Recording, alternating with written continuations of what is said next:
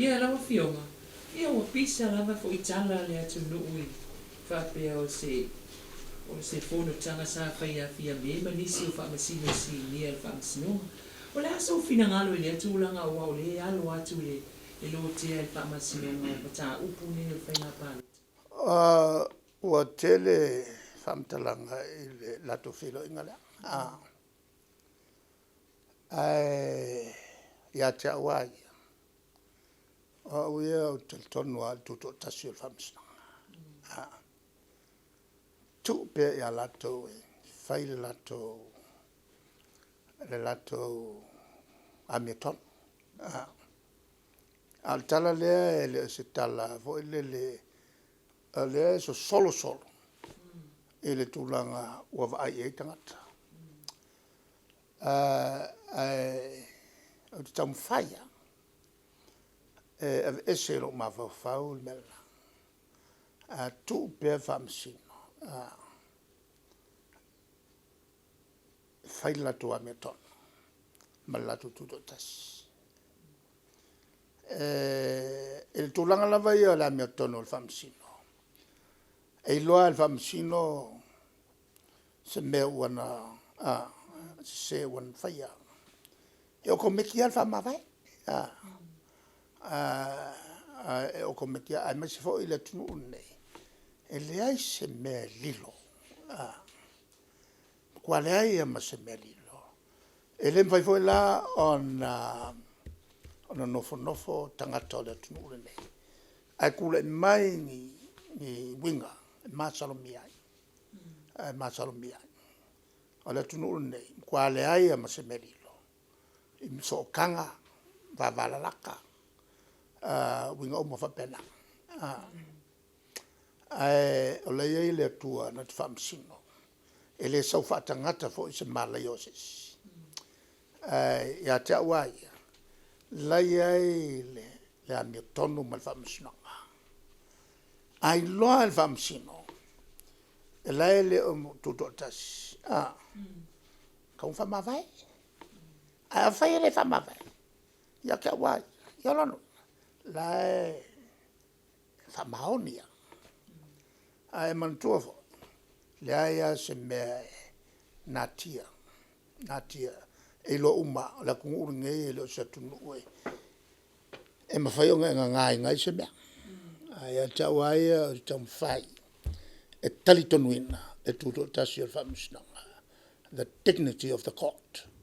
The integrity of the court. The court system. La le walu mei e whaasala lau lalaki. Le ane whainga mai ngā lalaki. I whaasala launga nei. O le tūlanga na wa le sa matau. Sa matau le mele sa taun whae tete iai sa whapito. E na ua te tala mai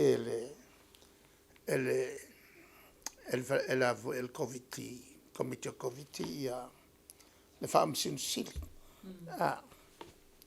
Ai whaitio. Sa leka kaun whaitio. A wā e winga le whaitio. O le winga le whaitio. Pei fōringa mai.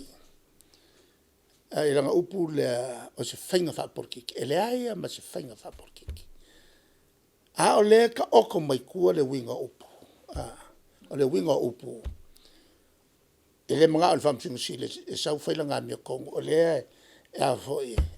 E fast ia whamsinu o yangi. Kusa o le whamsinu sili le la tala mai. E a mea kongkele.